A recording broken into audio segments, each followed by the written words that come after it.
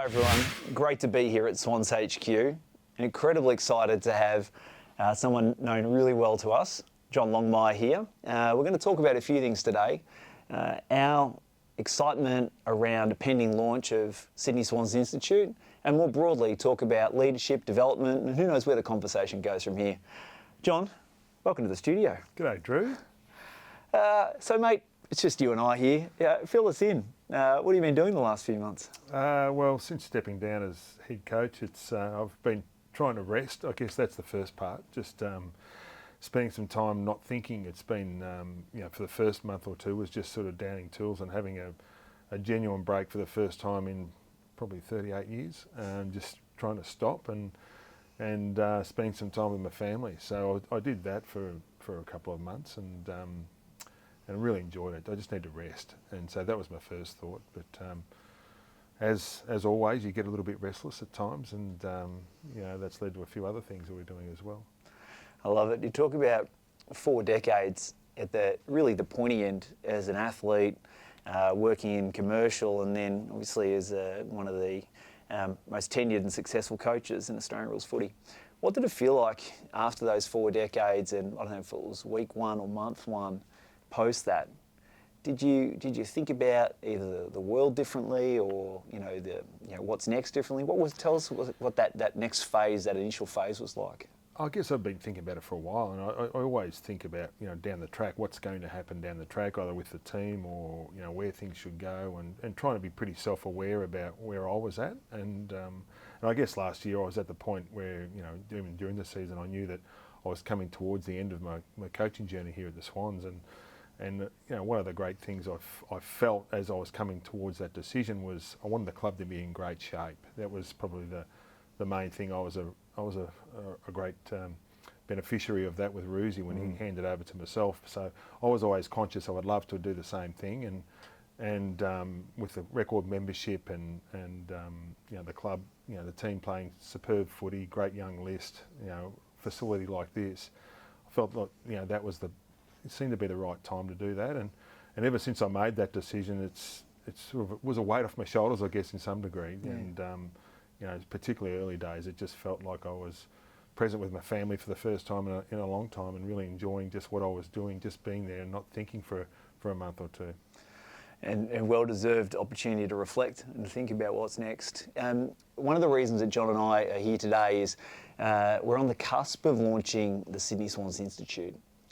And that work is going to be predicated on helping organisations large and small do their life's best work, and then bringing our talent to the table, programs around leadership, development, and a whole other range of topics. So John, maybe we'll lean into that and use that last reflections from yours as a stepping off point. You mentioned succession planning and handover. One of the things that strikes me in this working world is how often organisations don't get that right, and there's a transition from one leader to another, and it's either rushed or unplanned, or it's someone completely foreign to the organisation coming in. Tell me about your experience in that succession planning. What do you think it means? Oh, I think it means a lot. We've been 25 years at the moment. If you look at sort of this quarter of a century, I guess, as a rough timeline, we've been up around the mark for a lot of that time, and it's not an easy thing to do in a really highly regulated industry like AFL football. In a competitive market, there's almost 20 odd professional sporting teams in Sydney. So, that we've had a lot of learnings through that period. We've made many mistakes as well, and I've made plenty. But I guess over that journey, over a long period of time, you see the importance of great people, the importance of succession planning, the importance of having people aligned, all pushing the one way, and understanding that it's not a journey that there's no end point to it. You're always striving to get better all the time, and we've had that attitude here at the Sydney Swans for a long time, and I think it's held us in really good stead to be able to maintain strong relationships right across from the board right down through the playing group, through the staff, and with our supporters. And I think those are the things that we've learned, and we can look towards sharing, I guess. And you've been doing this for the last 12 to 18 months yourself. And whether it's professional sport or your background, and you want to share a bit of your background as well, Drew. Yeah. You've had a good background as well in business. Yeah, thanks, John. I'm a couple of, just shy of you with your 38. I'm 30 years now, working in a whole range of industries. And one of the things that struck me over my 25 years prior to joining the Sydney Swans, and I've been blessed to work with some amazing organisations and teams. One of the things that really strikes me is how many parallels there are between high performance business and high performance sport. The industries may be different, but the principles are so common. We here at the footy club are trying to get our athletes and staff to do their life's best work, to try and create a unifying North Star, something that everyone can align around, and then focus on building and you touched on it, mate, building a really sustainable culture for high performance. I think I've seen organisations that might have breakout success, but they don't get the year-on-year, the compounding benefits of that. And one of the things that strikes me here is there is a really, I think, integral, there's a DNA here around sustained high performance that I find is unique, and certainly I've been so fortunate to come in and be part of it and join an organisation that's already had 20 plus years of doing that. So yeah, I see the parallels, and I think that's what really excites us about the work we can do here at Swans HQ and help organisations large and small. And you've been doing that over the last 12 to 18 months, haven't you? I mean, we're launching the Sydney Swans Institute, which we're going to be both a part of, and we're really looking forward to. But you've been doing this for about 12, 18 months. I mean, there's been a lot of interest in it so far. Yeah, great question. It has, and it happened really organically. And so we had, after moving into what I think is the number one destination centre in Australia, high performance destination, we had companies reaching out to us just off the cuff and word of mouth. ASX 200 companies, multinationals, you name it. And what was consistent in that engagement was organisations and business leaders looking to connect with a different organisation and someone that lives and dies by high performance. And the feedback we got is that people are searching for really hands-on learning and insights from a company, sporting club that does it day in, day out, especially he's playing football, essentially audited every weekend. And I've been blown away, John, by the last 12 to 18 months. We've had over 200 companies in, and then that ranges from one-off workshops through to working with organisations over many months, and from senior leadership teams through emerging leaders. So yeah, you're spot on. It's happened organically, and I guess coming back to your point, that's really been the genesis of actually formalising all this and launching it under the Sydney Swans Institute. I think the timing's great, and clearly there's a real appetite for a new way of working. And I've really, your enthusiasm about this has rubbed off. I mean, we spoke about it many years ago about what we could do with this building, and the possibilities of what would open up to us, I guess, as we were planning the building. And to your great credit, you've really developed that program over the last 12 to 18 months to a point where it's there's a real appetite for it, obviously in the business world, and trying to, as you mentioned, the accountability that we have in professional sport, and being a professional sporting organisation, it's like an end of financial year result every weekend. And I think that we've learned a lot from our success. We've learned a lot from our setbacks, and hopefully the combined knowledge of those helps people. And we work together, and I've seen you working in the workshops, and we've done some together. And I think that the possibility of doing that now, ongoing, is a really exciting opportunity for us all. One of the things that really struck me about your leadership, I'll take it in two directions. One, firstly from an outsider and a fan of the Swans, and then as a colleague, watching your evolution as a leader over the journey here in coaching roles. And so evolution is, I guess, question one, how you've evolved, and second, I think what underpins it, John, with you is a real deep sense of curiosity. So just love you, just putting you on the spot on that one, just love you to unpack either both or one of those topics. I guess that I've always been a believer that in the evolution, and it's been so important to be able to do that, that the players have taught me much more than I've taught the players. And I mean that by saying that the way I coach has changed and evolved over the years, and it certainly evolved even till my last year. We're still changing all the time, and the way the players reacted, the way they responded, obviously taught me a lot. And you need to be self-aware enough to be able to move with that. And part of that was an endless need for learning, I guess. And whether it's travelling overseas, I've been fortunate to do it for a number of years. Whether it's Harvard or professional sporting organisations and learning from some of the best and trying to keep ahead of the curve, understanding that what I've got is some strong foundations and beliefs, but along the way you need to learn and add things and try and evolve, and that's what I've tried to do. Once again, didn't get everything right, but I think that's also part of the learning that it's going to be great to be able to have the opportunity to share that. I think personal reflection, I think what matters is you're never going to ace every test, every product, every game. You're just not. And so I think, we are all the sum parts of our success and setbacks. I like that phrase you used. And my experience is certainly the work that I've done, learnt as much from the setbacks as from the success. But I think we're just trying to get it right in the aggregate. So just that classic more right than wrong. But I think any organisation, leader, team is honest with themselves. If you're really trying to do your life's best work, you're going to experience setbacks. I think it's inevitable. And one thing that strikes me when an organisation does face some headwinds is see how that team or that organisation manages through it. I find that that's such a litmus test for teams, when they're putting themselves through the X-ray machine. There's no question that when everything's going well, you don't really get tested, do you? Yeah. I mean, when things are under the pump, when you're under real pressure, that is the litmus test, as you said, about how an organisation responds. That's how an organisation really operates under pressure. And quite often we'd be faced with on a Monday a turnaround business after losing on a Saturday. You got 7 days to turn your business around, Drew. So we had to make decisions pretty quickly and move with that, and hopefully those things resonate with businesses that come through. You've certainly found that on the way through to be able to. There seems to be a real thirst for that, and those real lived experiences are hopefully something that we can share with a lot of people. I've got a couple of, completely agree, I've got a couple of things that have come up lately and I'd love your view on, so I'll go maybe one at a time, John. I think if I was summarising the conversations that we've had with companies over the last 18 months, and as I said, a couple hundred of them, one of the common threads are organisations that are still striving to get the notion of coaching and feedback loops right, and not just quarterly review or annual review, but real time or really close to key events. What are your reflections on that, and any advice for business leaders about where to start? Yeah, I guess it's not having not just locking yourself into an end of year review and making it a big event.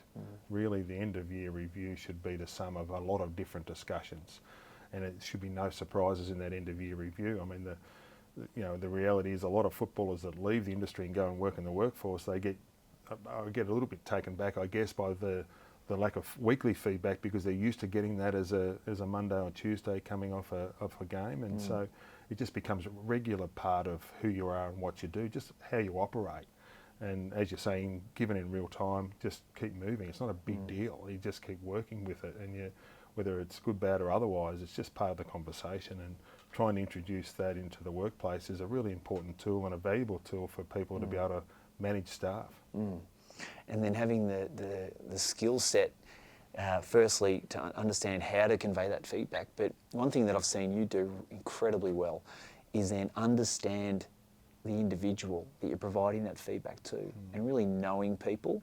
I think one of that deeper sense of connection with athletes and staff. And I mean, as you're, I guess, comfortable sharing, because obviously it's a very close working relationship, but perhaps an overall reflection on how to start that or do that well. Yeah, that's probably the key to any type of relationship, is the depth of it and how deep you can get with that, and to be able to manage high performance individuals or teams, you need to be able to have a starting base of strong relationships, and any time you spend in that space is time well spent. It's not wasted time, and I think that's what we tend to move pretty quickly to results without doing the work early days with the relationship. And if you build a strong relationship early days, you're then able to manage and help with that high performance environment. But it always starts with that relationship, and that's something that we try to do for a long time. I guess generally we got it okay over the journey to be able to have a strong relationship with a lot of the people that we managed or coached, and hopefully that led to the ability to be able to have high performance teams over a long period of time, sustain that through the ups and downs that the challenges that the football season can provide. Yeah, certainly, and I think building on that, the notion, I think, of trust levels is paramount, and the ability to build and sustain really high trust levels. And one of the things that struck me joining the football club was a real focus on the fact that the competition, the opposition for us in a business sense, is outside the four walls, not in. Yeah. And part of that is connection, knowing people and trusting each other to do their job, what we call your category one, your core role, but also trusting that everyone has the club's greatest interests at heart. Yeah, I think you've used the terminology, give them the benefit of the doubt, like you would a family member or a friend. I've seen you present quite often using that, and it's so relevant. I mean, and the opposition is outside the four walls, there's no question about that. Sometimes you can get caught up in the little internal challenges, I guess, that every organisation has, and you spend a lot of time and energy in that. But I thought that, when you first used the term that, to be able to give people the benefit of the doubt, it sort of resonated with me. And once again, I'm still learning. I've been around a long time, but still learning. I thought that was really, relevant to when you're managing staff, when you're managing people inside your organisation, is everyone's on the one page. And hopefully if you start from that level of trust, that the people that you're managing can feel that as well, which means that it's a lot easier to be able to develop high performers. I've been thinking about time a lot lately, and use of time and how to maximise time to have the greatest impact for a common cause. In our case is trying to remain incredibly competitive and win premierships in our women's and men's programs. And for the average person, I'll round it, we've got 4,000 weeks on this planet, and let's say for you and I, John, roughly half of those weeks or more will be spent working. And now I find that you can find that take that a couple of different ways.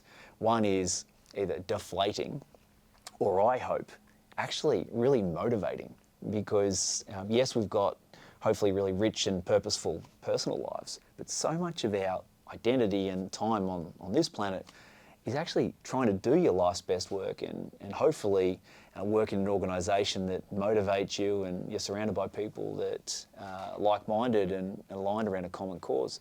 And thinking about time and the next generation of employees coming through, one of the things that you've done over your coaching journey especially, you've seen that evolution, and you've been working with really talented people, mostly in their 20s and 30s, where a lot of people that I engage with, especially in a leadership sense, might be a little bit older than that. What do you think about effectively connecting, engaging, motivating folks in that age group? The great thing about being a head coach is you get a new batch of 18-year-olds in every year, and the challenge is I get older, but the 18-year-olds keep coming, Drew, and the we coach 18 to 35-year-olds, and we get a new batch of 18-year-olds every year. Sometimes 7 or 8 18-year-olds turn up on your football club, and being able to listen to and learn and watch them, and how the different generations change, and how to coach them, how to get the best out of them. And that's changed enormously from when I was a player to when I started coaching to when I ended coaching. And looking forward to the next 10 years, 5 to 10 years, it's going to be different again. And how we parent is different to how we were parented, and it's the same in a coaching sense. So the evolution of how to manage people, how to stay in touch with those 18 to 35-year-olds, boys or girls, or men or women in coming through your organisation is really important. And that's hopefully something we can explore with the people that come into our organisation. Brilliant. The Sydney Swans Institute will offer a range of programs for organisations, be they ASX 200 through to medium-sized companies. These will be programs that are targeted at building and sustaining high-performance environment and results in your workplace. And above and beyond the programs that we've already designed, we'll also have the opportunity for companies to curate the experience based on their individual needs. And John, something that's clearly coming your way and people are incredibly keen to connect with you is about tapping into your expertise, especially to meet their business needs and where they're at in their improvement cycle, or perhaps their transformation. What are some of the conversations you've had recently? I know you've had many organisations knocking on your door. What are the questions you're being asked? What are they curious about? Sustained high performance over a long period of time, the evolution of the transition process, cultural challenges that we've all got, and how they need to keep evolving. And you know, culture is not something that you just sit and forget and just set it and say, okay, well, don't worry about that. It's a living, breathing thing. It's always moving every day. You know, how to maintain succession planning, how to, from a list build to coaching to, you know, in our case we've had the same scenarios with our chair, our CEO, our football managers, our coaches, how to continually build from within. There's so many topics that we've been able to explore, and you know, I think the opportunity for us to be able to talk and learn and share with other organisations is a fantastic one. It's something I'm really looking forward to. Brilliant. And one, just to maybe close it out, one of the things that I'm really excited about, John, in this next phase of your career is working with something that you and I are equally passionate about. It's about helping leaders, teams, organisations improve and do their best work. And joining us at the Sydney Swans Institute will be Tom Harley, our CEO, premiership captain in his own right, Emma Murray, our mindset coach, who's had great impact not only with our football club, but domestically and internationally, and a range of other talented staff here at Swans HQ. John, thanks for joining us in the studio. Thanks, Drew. For people watching wherever you are in Australia, we'd love to connect with you at Swans HQ. Can't wait to launch Sydney Swans Institute really soon. All the best.